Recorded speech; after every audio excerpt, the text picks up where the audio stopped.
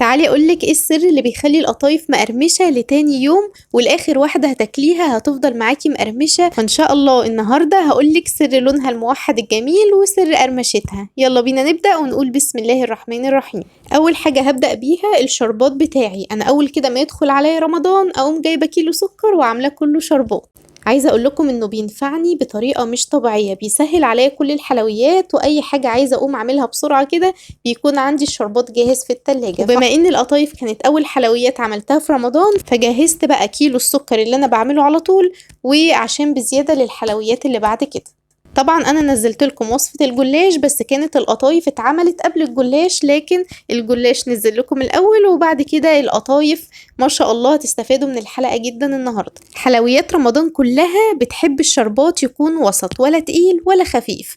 طب انا حطيت قد ايه على كيلو السكر؟ حطيت له 4 كوبايات من المية. ركزوا بقى قوي في الخطوة دي، انا مش بقلب السكر بتاعي خالص، دي خطوة مهمة جدا. والحركة اللي عملتها بصبعي دي علشان اتأكد ان مفيش اي حبيبات سكر متنطورة على جنب عشان ما تتكرملش او تسكر كده على جنب. بعد كده برفع الشربات بتاعي على النار، وزي ما اتفقنا مش بقلبه خالص غير بعد ما يغلي. بعد كده هضيف ليمونه ونص كبار على المقدار ده. لو الليمونه بتاعتك صغيره يبقى هتضيفي ليمونتين صغيرين بس كده. هنسيبه بقى على نار وسط لمده ربع ساعه، ربع ساعه بالظبط، والشربات هيكون جاهز معانا. بعد كده لازم نسيبه يبرد تماما.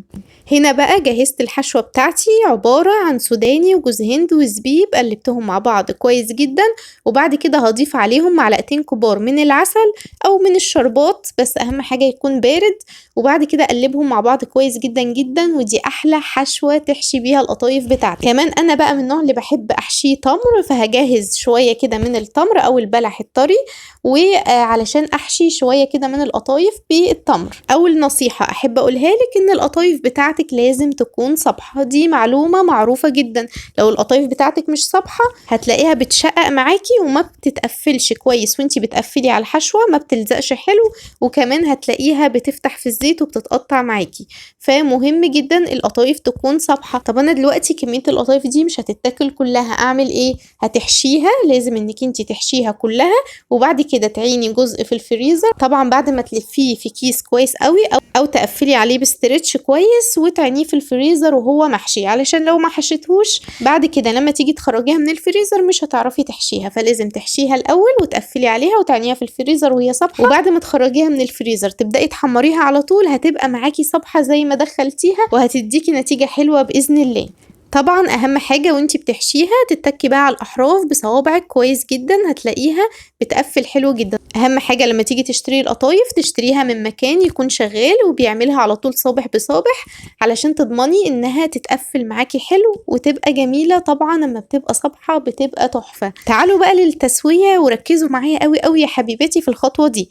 الزيت معايا لازم يسخن كويس جدا جدا. بعد كده انزل بالقطايف بتاعتي واخلي النار متوسطه، يعني اول ما بنزلها بتكون على نار عاليه، وبعد كده اخلي النار متوسطه. ده مهم جدا علشان ما تاخدش منك لون بسرعه وبعد كده هتطرى معاكي. انما كل ما خدت وقتها في الزيت وقعدت مده كويسه في الزيت فعمرها ما هتطرى معاكي. دي اول نقطه. تاني حاجه اوعي تطلعيها لونها فاتح او اللي هو الذهبي الفاتح، لا خليها تاخد اللون الاحمر اللي هو الذهبي المحمر ده.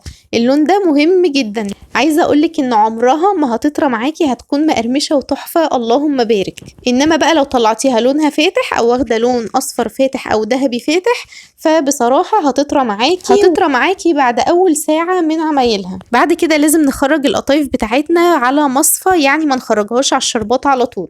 لو خرجتيها من الزيت على الشربات على طول اولا بتكون سخنه قوي، بتنزل على الشربات تمتص كميه كبيره من الشربات، وهنا بقى لما تشرب كميه كبيره من الشربات فبرضه هتطرى معاكي. فلازم تخرجيها على مصفى تنزل اي زيت زياده فيها وكمان تهدى شويه، وبعد كده احطها في الشربات. طب الشربات بتاعي لازم يكون بارد. ركزوا بقى يا حبيباتي في الكلمه دي كويس جدا. القطايف لازم تكون دافيه والشربات يكون بارد خالص. شايفين بقى بسم الله ما شاء الله لونها ذهبي وموحد. سر لونها علشان كنا شغالين على نار متوسطة وبنقلب فيها باستمرار. شايفين ما شاء الله اللهم بارك مقرمشة جدا وتحفة جدا والله يا جماعة. ما فيش ولا واحدة فتحت مني في الزيت وطالعة ناجحة اللهم بارك. ما تنسيش بقى اللايك الجميل من ايديكي وتعليق ولو بحرف علشان ده هيساعدك بان الفيديوهات توصلك بعد كده. ويا رب تكونوا استفدتم وبألف هنا وشفا.